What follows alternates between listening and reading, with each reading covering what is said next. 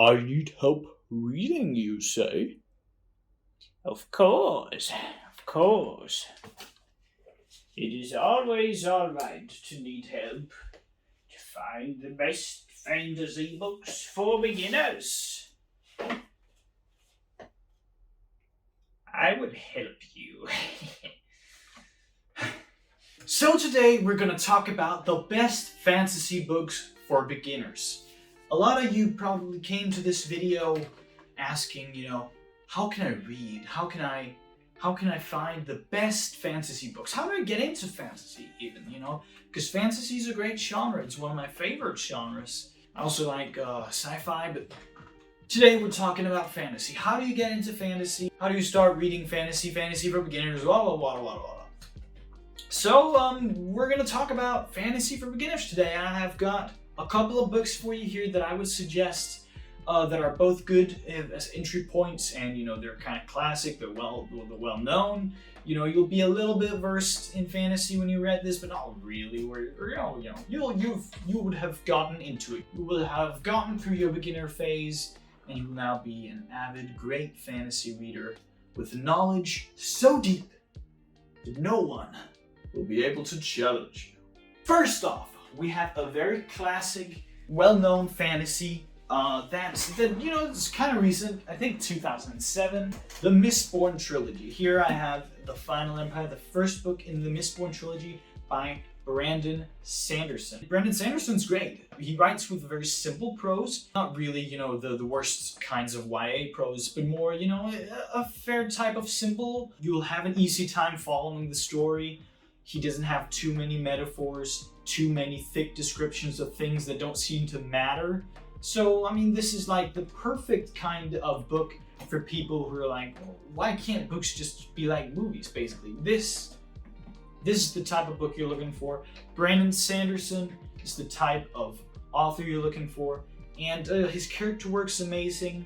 Vin, the main character of the book, is great. Although, it's a very introspective book. We're spending a lot of time in the thoughts of the characters, but it's very well written, very well thought through, and it has a great, exhilarating plot while also having deep, well-developed characters. So, this is a definite recommend for fantasy beginners. Now, the next book is kind of an extension of the one we just had, and not really a book, actually. I'm talking about the Cosmere. Yeah? This is not the Cosmere, this is one of the books in the Cosmere, Brandon Sanderson book, another Brandon Sanderson book. This is book 3, Oathbringer of the Stormlight Archive series. Probably Brandon Sanderson's most famous book series. Mistborn and Stormlight Archive, both pretty famous, but this is his largest book series. It's currently ongoing, and it's a part of the Cosmere, as is Mistborn. And the Cosmere is basically the MCU of books. So, and he follows the same kind of style he did in Mistborn, easily read, not way too simple, so still, a good kind of prose, very cinematic books, his fight scenes especially are amazing. He has amazing magic systems, and he had the Mistborn trilogy, Mistborn Second Era trilogy, and he'll make a third Mistborn trilogy, I think, a third and a fourth, I think. He's gonna finish Stormlight Archive, which is going to be 10 books, currently 4 books. Those are also going to be the Cosmere, and then there are a bunch of other books, some novellas, Elantris, Warbreaker, and he's going to make continuations of those, I've heard. Very filled out project, very full project, very deep universe, basically. It's probably going to be one of the deepest universes to ever touch fantasy if he ever pulls this off. So, definitely recommend the Cosmere for beginner, for fantasy newbies and beginners. The Witcher. People who watch Netflix probably knows this book. This book is written by Andrzej Sapkowski. It's a Polish book, originally translated to English, very famous, over 1 million copies sold, this says, and I think it's for The Last Wish only, I'm not sure. 1 million copies sounds like a little few, right? I don't know. But anyway, The Witcher is a great book. It has a very different feel from Brandon Sanderson's books. I think at least the translations here in The Last Wish, and I think the translations are kind of subpar, but still very readable, very dialogue heavy.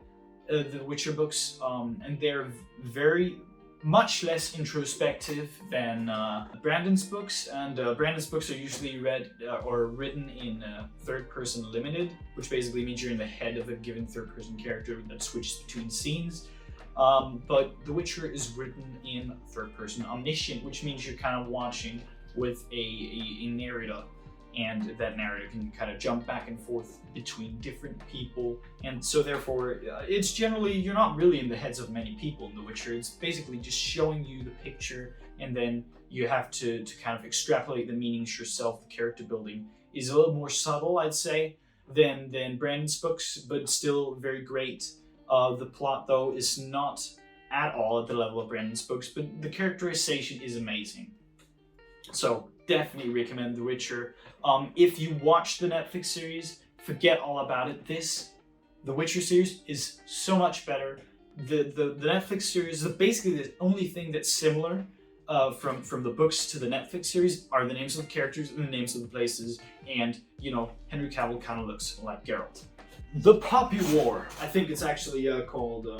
the trilogy probably has a name, but I'm just going to say The Poppy War. That's the first book of a trilogy written by Rebecca Kwong. This is a little different. It's Chinese fantasy inspired by Wuxia novels. So it has a very, very different feel than the more traditional fantasy like The Witcher, that's kind of European inspired. And Brandon has different worlds as well, but this is like very Chinese. I think very Chinese inspired fantasy. It's a little darker than some of Brandon's books. Really darker than The Witcher too. The Witcher is not really very dark either. So, but this is a great read. It's the prose is fine, but it's really the story that drives this book. So, but yeah, I would definitely recommend. It's definitely an amazing book and great for fantasy beginners, especially if you're looking to get into something that's a little different from the traditional European fantasy. Go Poppy War! Alright, and for a fifth book recommendation, The Name of the Wind. The Name of the Wind. A beautiful book written by Patrick Rothfuss, a trilogy that will never finish because Patrick Rothfuss has a very terrible work ethic, but it's still a great book. So this is The Name of the Wind, the first in a trilogy of 2 books. It's about a character called Quoth, and it has pretty rich world building, 2 magic systems. It really has it has some more traditional things, but also some things that kind of put it apart from the very traditional fantasy, but definitely inspired. It's also kind of a power fantasy. So if you love solo leveling, I don't know if you guys read manga on manga, but if you do, it's kind of like solo leveling, kind of like, the main character is basically really powerful. He's telling you an epic story of his life. So, and yeah, this is told in first person because, it's basically Quoth telling another character the story. And then, the first book is the first day of telling the story, and the second book the second day, and he never tells a story the third day. But this is definitely, I'll recommend, well written. It's probably the book with the best prose of those I've recommended so far. It's not quite purple prose, but it's a little more poetic. There are a little more metaphors than are on Brandon's writing than there is in Poppy War and The Witcher. So it's a little more elegantly written, kind of prose wise. But and he has decent characterization, decent plot. Definitely recommend this. Every book I've recommended, by the way, is far above the average book, I'd say. So even though I might sound a little bit critical at some points, these are recommendations. They are great books. I love them. So definitely go read them if you have not read them yet.